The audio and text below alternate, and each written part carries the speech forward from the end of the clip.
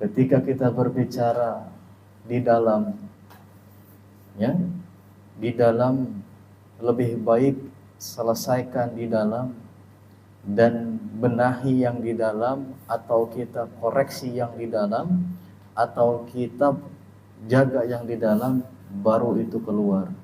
Ya, tadi bahasa rapat tadinya, usahakan kita maksimalkan di dalam, kita jaga di dalam, jangan dulu dikeluarkan. Apabila kita berbicara dalam keluar, berarti itu istilah masuk keluar. Istilah masuk dan keluar, kita jangan jauh-jauh mengkaji. Coba pikir, nafas yang kita sedot ke dalam, betul? Manfaat. Setelah dikeluarkan, maaf, menjadi racun. Ya, itulah. Jadi melihat sesuatu itu kalau bisa jangan di luar, tapi harus di dalam.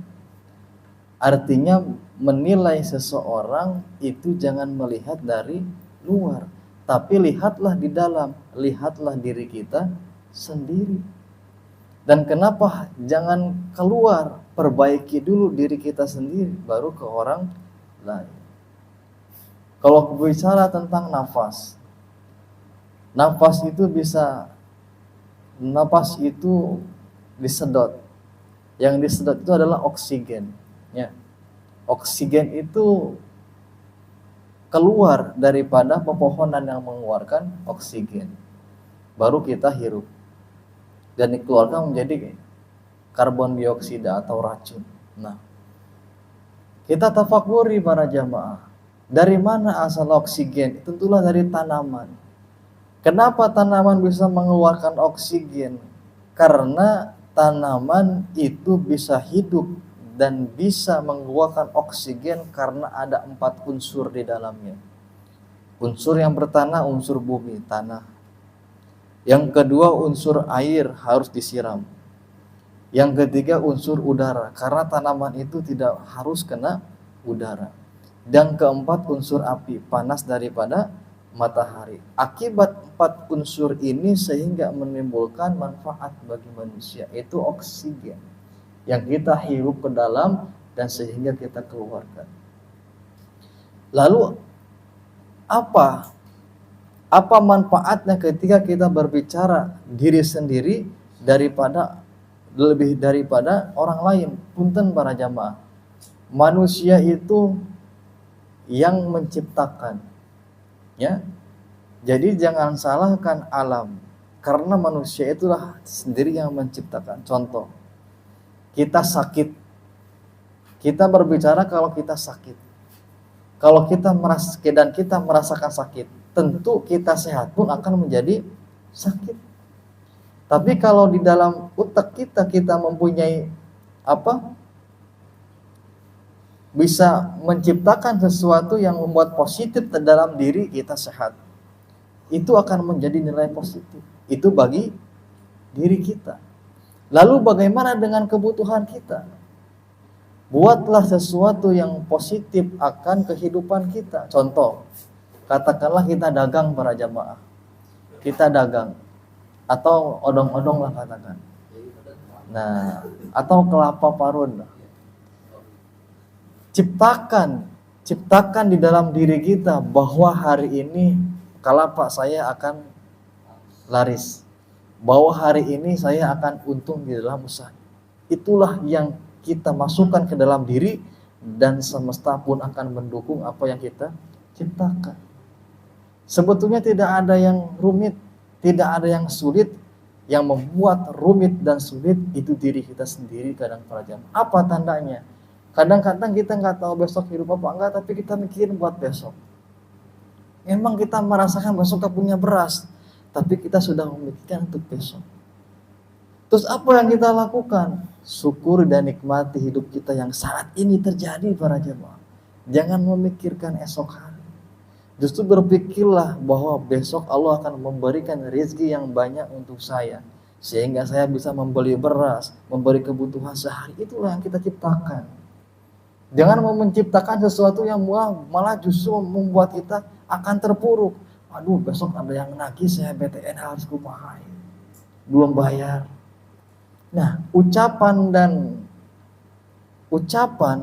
maupun pikiran seperti itu justru akan membebani kehidupan kita.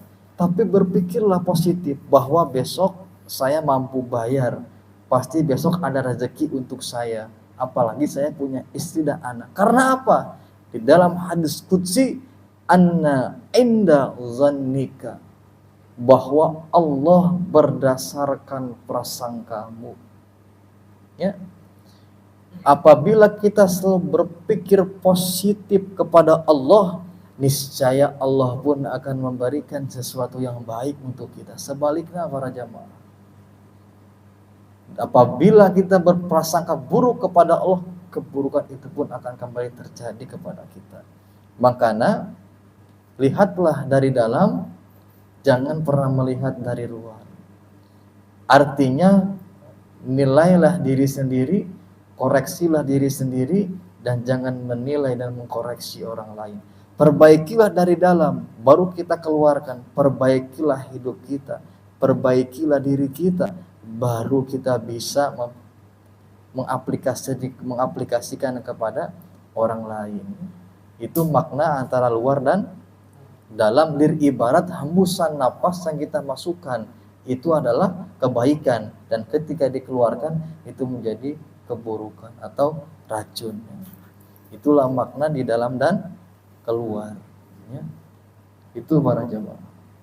Jadi ana inda dzannika, Allah berdasarkan prasangka kita. Bismillahirrahmanirrahim. Wa qala musannifu rahimahullahu ta'ala wa nafa'ana bi ulumihi bid dharaini amin.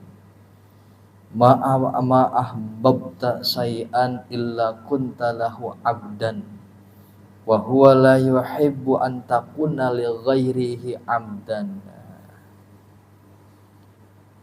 Tidaklah engkau mencintai sesuatu kecuali engkau menghambakan terhadap sesuatu tersebut. Ya. Tidaklah kita cinta terhadap sesuatu kecuali kita dihambakan oleh sesuatu tersebut. Ini bab cinta para jamaah. Cinta itu adalah rasa, dan cinta itu tidak bisa diaplikasikan. Cuman sayang itu bisa diaplikasikan. Cinta itu gaib hukumnya. Karena cinta itu adana di dalam qalbu. Yang diaplikasikan ke dalam kehidupan itu rasa sayang. Rasa sayang kita terhadap anak, istri. Cinta itu tidak bisa diaplikasikan. Ada di dalam qalbu. Apa buktinya? Ketika kita mencintai seseorang atau mencintai sesuatu, itu adalah suatu bukti bahwa kita telah dihambakan oleh apa yang kita cintai. Cirina, apa buktinya? Maaf, apabila kita mencintai lagu, pastilah lagu itu yang akan selalu terngiang-ngiang di dalam hati kita. Ya. Apabila kita mencintai baju, tentulah baju itu akan selalu ingin dipakai oleh kita karena cinta terhadap baju. Apabila kita mencintai pekerjaan, maka pekerjaan itulah yang akan kita cintai. Ya. Syarat kita untuk menjadi hambanya Allah, bagaimana caranya kita harus mencintai Allah. Terus bagaimana caranya? Bab cinta itu kalau kita kupas, itu disimbolkan dengan kalimat Bismillahirrahmanirrahim. Itu bab cinta. Itu kenapa kita harus cinta kepada Allah, karena di dalam kalimat Bismillahirrahmanirrahim. Bismillahirrahmanirrahim itu inti daripada suratul Fatihah. Suratul Fatihah ialah inti Al-Quranul Karim. Lalu apa rahasia di balik bismillah? Ba, sin, mim, Allah. Ya. Ba, sin, mim, Allah, bismillah. Ba-nya adalah baha Allah. Sinna sana Allah. Mimna mulkullah. Itulah kenapa harus cinta kepada Allah. Baha Allah, keindahan Allah, kemaha indahan Allah. Sinna sana Allah, kemaha tinggian Allah. Mimna mulkullah, kemaharajaan Allah. Itulah kenapa kita harus cinta kepada Allah. Dunia dan seisinya itu bukanlah apa-apa dibandingkan keindahan Allah Ta'ala. Karena ciptaannya saja sudah indah, apalagi yang menciptakan. Gitu ya.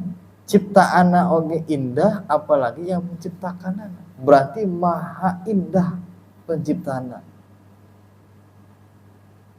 Sana Allah, maha tingginya Allah. Ketika kita berbicara maha tingginya Allah, yakni terletak kepada derajat Allah Ta'ala, bahwa Allah adalah Rabbus samawati wal ard, Allah yang mangeranan langit dan bumi. Allah adalah Tuhan semesta alam. Maaf para jamaah, kedudukan seseorang itulah yang menjadikan asbab kenapa manusia dihormati dan dikagumi.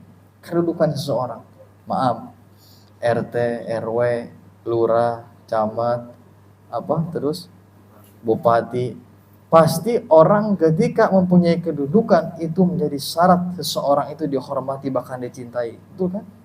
Lah, kedudukan Allah itu kemahatinggian Allah meliputi langit dan bumi. Lah kenapa kita tidak cinta kepada Allah? Sedangkan Allah lah yang mempunyai langit dan bumi dan Allah yang mengurus alam semesta. Presiden sekalipun tidak ada apa-apa. Allah yang maha tinggi derajatnya. Ya. Karena Allah lah mulkullah, Allah lah yang memiliki langit dan bumi. Allah lah yang menguasai langit dan makanya bab cinta itu dilambangkan kalimah bismillah. Baha'ullah sana'ullah mulkullah.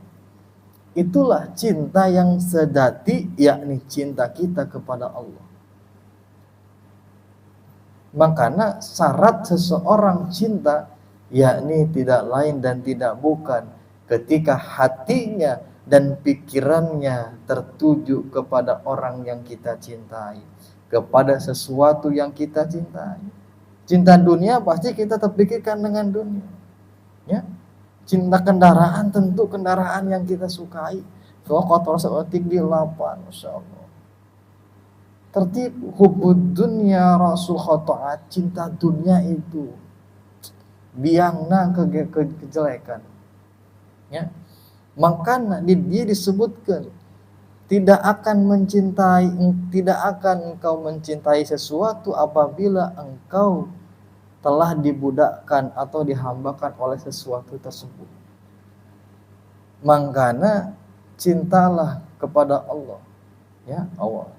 Karena cinta itu cukup ada di dalam hati. Hati kita buatlah untuk selalu ingat, untuk selalu menyebut asma Allah.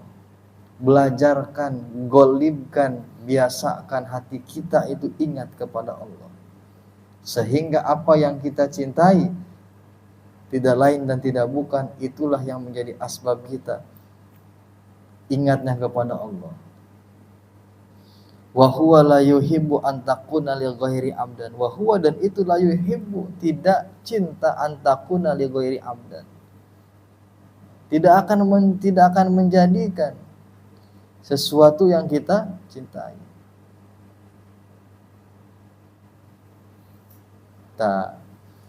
Tadi itu ya para jamaah. Dan sesuatu tersebut tidak akan dicintai, ya, apabila kita tidak menghambakan sesuatu tersebut. Ya, sesuatu itu tidak akan kita cintai kalau kita tidak menghambakan sesuatu tersebut. Makanya bukti seorang hamba itu adalah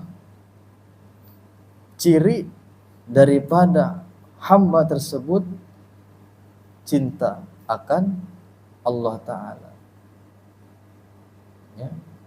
Makanya diajar bab cinta. Kan lagu lagi ayat kan, cintai aku karena Allah. Cintai aku karena Allah. Miliki aku karena Allah. Sayangi aku karena Allah. Ya. Bukan bulan, bukan bumi, bukan pula matahari. Kau jadikan saksi cinta. Tapi apa? Hanya Allah lah sang maha cinta. Karena cinta Allah kepada makhluk tidak ada hijab di antaranya. Tapi cinta manusia kepada manusia itu bohong. Bohong banget. Ariel cinta ke pamajikan, ya. Irang pamajikan nyian salah arek ditalak. Ian pamajikan nyian salah arek dicerai. Bohong cinta. Ya. Ian pamajikan terbalik-balik, waduh, murka. Ngomong cinta bohong. Tapi cinta kepada Allah ayat itu begal, tukang malakan, tukang ngarampuk, bahkan ngabelek. Pernah ke Allah digantian dibelek kita begal. Pernah ke Allah dicing canggul nah itu. Karena Allah cinta sekali kepada makhluknya. Sekalipun berbuat jahat sekalipun Allah tidak menyiksa. Dan Allah tidak menghina akan. Keburukan dan kehinaan itu dilakukan oleh orang tersebut sendiri, bukan karena Allah. Karena Allah sangat mencintai, Allah lah sang maha cinta. Ya, itu. Lalu apa alasan kita tidak cinta kepada Allah? Sedangkan kita tahu Allah maha cinta, Allah maha pengasih dan penyayang kepada makhluk. Nah, harus kita fakuri kecintaan Allah kepada makhluknya. Ya, sebagaimana cara cinta kita kepada Allah? Ya, itu cukup pur eling hukum itu cukup. Nah, apa jawabannya? Nanti kita jawab di holako yang bagaimana cinta kita kepada Allah Ta'ala, bagaimana pengaplikasian seorang hamba cinta akan Allah Ta'ala. Nanti kita bahas di minggu depan. Wallahu a'lam bissawab. Iya.